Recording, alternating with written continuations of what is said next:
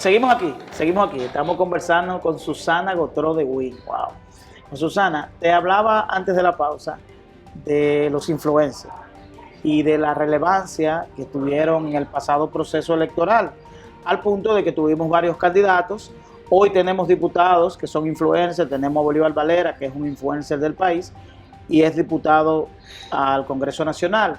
El candidato del Partido de la Liberación Dominicana, al cual tú apoyaste, Gonzalo Castillo, utilizó de manera importante la figura de los influencers, al punto de que la única entrevista concedida por el candidato a un medio de comunicación en medio de la campaña, de la conclusión de la campaña, se la dio a un influencer, a Santiago Matías Alofoque. Tu opinión sobre la participación de los influencers en la política. Mira, yo era vocera de Gonzalo Castillo, pero había sido vocera de todos los candidatos de mi partido después de don Juan, inclusive candidatos a posiciones como senaduría y demás. Yo siempre había hecho comunicación política y sé lo que es el trabajo de vocería. Al interno de la campaña, yo externé mi opinión. Yo no estaba de acuerdo. Yo creo que si algo hay que criticarle al liderazgo político, a todo, no solo al de mi partido, es que no ha sido capaz ellos de ir montando, ir creando. Realmente los mayores influencers deben ser los líderes.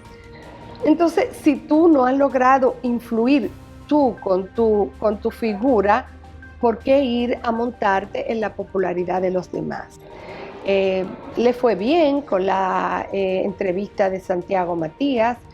Para mí tiene algo bueno, no para Gonzalo, sino que Santiago Matías intentó hacer un esfuerzo mayor. ¿Qué intentó? ¿Te entiendes que no? Bueno, lo hizo comparado a sus otras entrevistas, y yo creo que, y así se lo dije, que ojalá él eso como que lo retara para seguir haciendo, pero en términos políticos no creo en eso. No creo, en términos políticos no entiende que eso genera ningún aporte a una candidatura, el soportar puede generar aporte, pero no todo. Así que debe haber un equilibrio. No, que no todo lo que te genere aporte debe ser lo que tú busques. Es que no. Es que yo estoy totalmente contraria de que una figura que vaya a dirigir un país tenga que montarse en la popularidad de otro. Me hubiese gustado si esa entrevista en una posición de mayor principalía del político.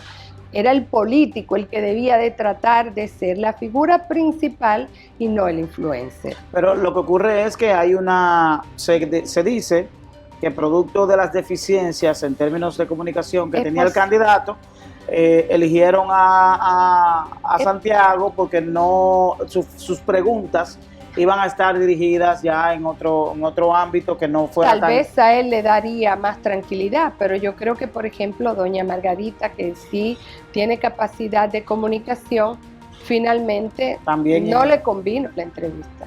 Para mí no le convino. Entonces, realmente los influencers tienen su lugar y no es la política. A propósito que tú mencionas a Margarita, tú como mujer, ¿entiendes que el comportamiento político de Margarita no fue en detrimento de su imagen como mujer, como esposa, partiendo de que el elemento político llegó incluso a dimes y diretes entre una pareja, es decir, que ella le respondiera en algunos momentos y hablara de su pareja en algunos momentos, es decir, que el elemento político debió estar alejado del matrimonio Fernández-Cedeño? ¿Tu opinión?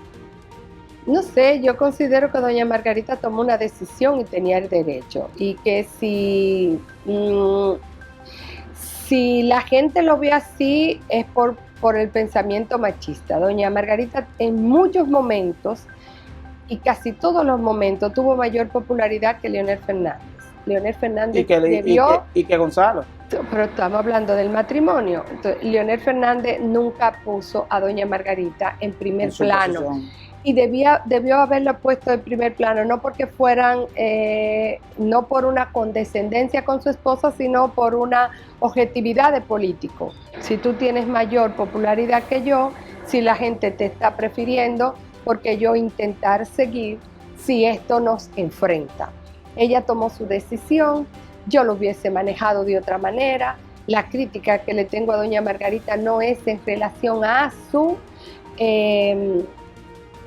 relacionamiento con su esposo, sino porque yo entiendo que doña Margarita debió, como líder político que le dio la coyuntura, que le dio su condición, que le dio su trabajo, haber asumido mayor responsabilidad política dentro del Partido de la Liberación Dominicana y hacia afuera, y tomar decisiones y tomar postura, y que la gente conociera más cuál era su propuesta como político. Y en muchos momentos siento que ella simplemente asumió una posición cómoda.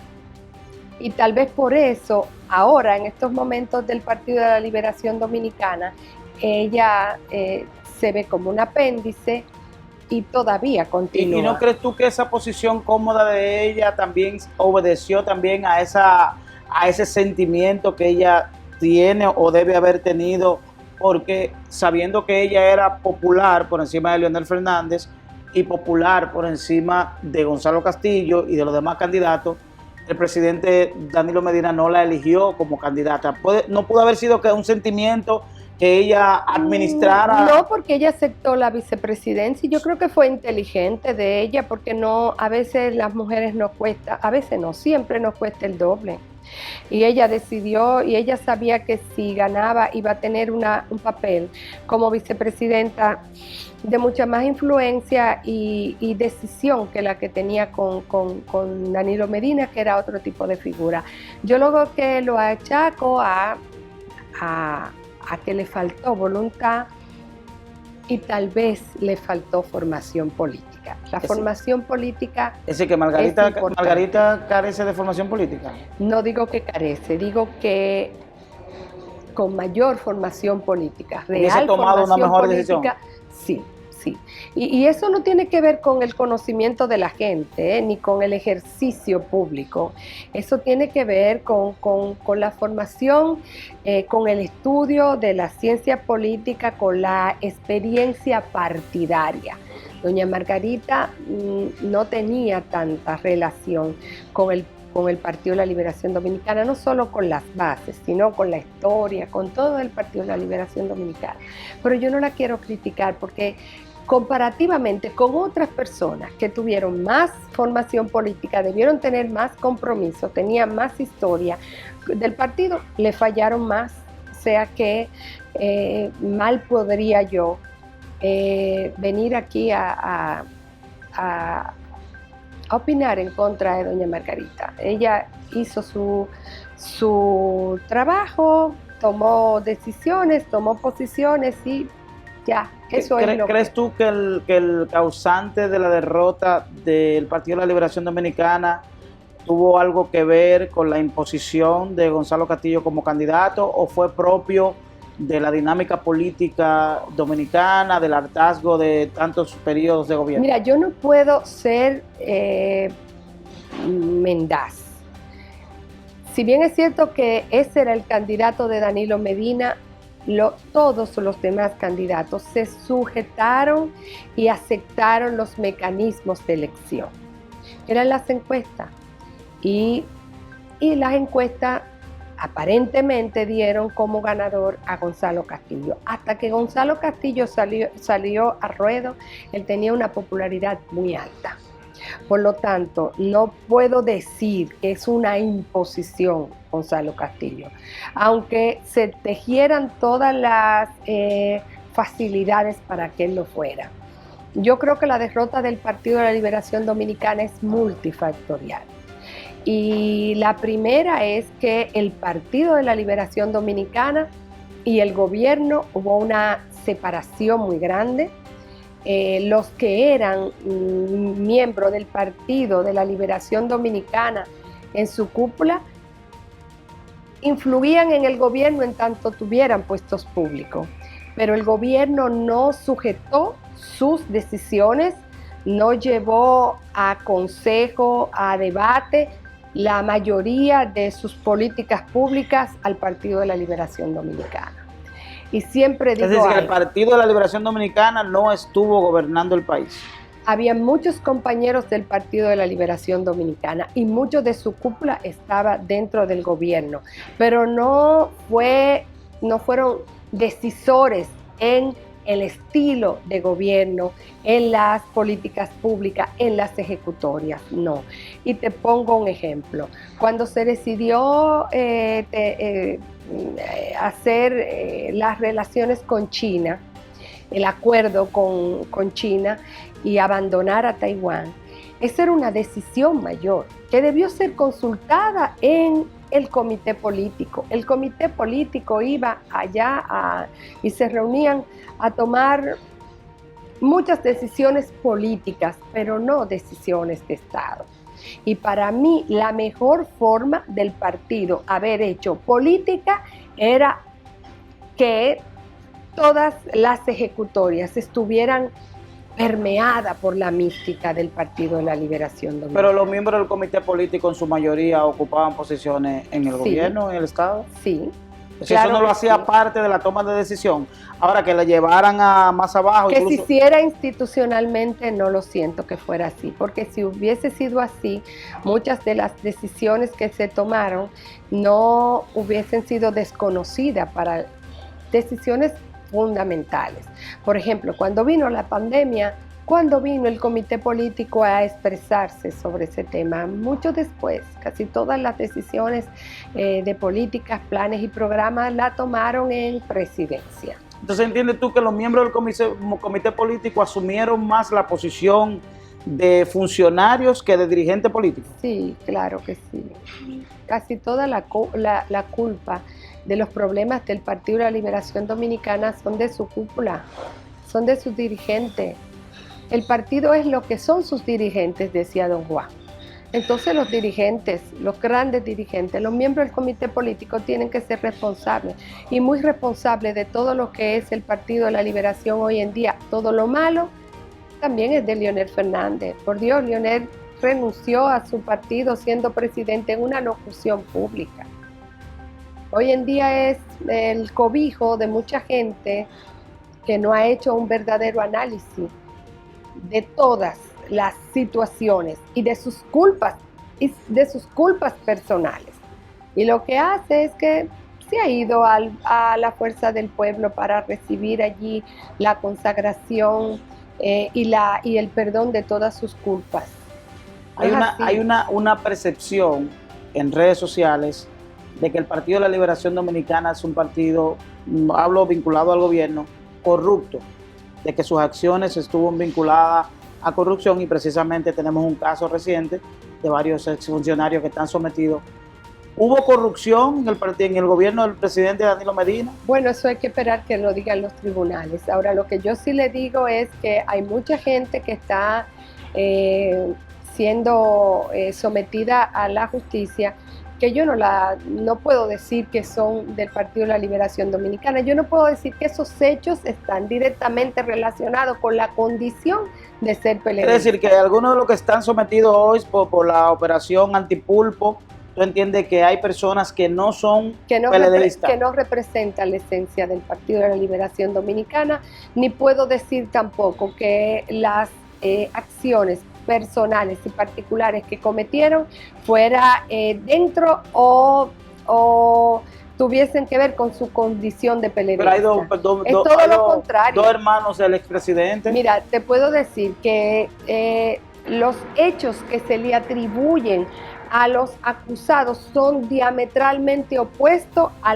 la mística y los principios y los métodos de trabajo, los métodos de actuación de los verdaderos PLDistas. Y yo quisiera aprovechar tu espacio para decirle al Partido de la Liberación Dominicana que no asuma institucionalmente este tema, que no le corresponde. Pero ya el PLD asumió una posición pública. Lo asumió su comité político. y rebelarse contra la jerarquía es siempre justificable cuando usted entiende que está totalmente en contra de los principios y de los estatutos del partido. Yo, Susana Gautreaux, yo entiendo que esta no es nuestra causa, al contrario, esta es nuestra oportunidad. La oportunidad del Partido de la Liberación Dominicana es que todos los que son señalados vayan a la justicia y puedan establecer su inocencia en justicia, y que los que sean culpables y resulten condenados sean totalmente apartados del Partido de la Liberación Dominicana. Antes de esta acusación yo les decía, todos los que saben que lo están señalando, preséntense en la Procuraduría y vayan, vengan, investíguenme.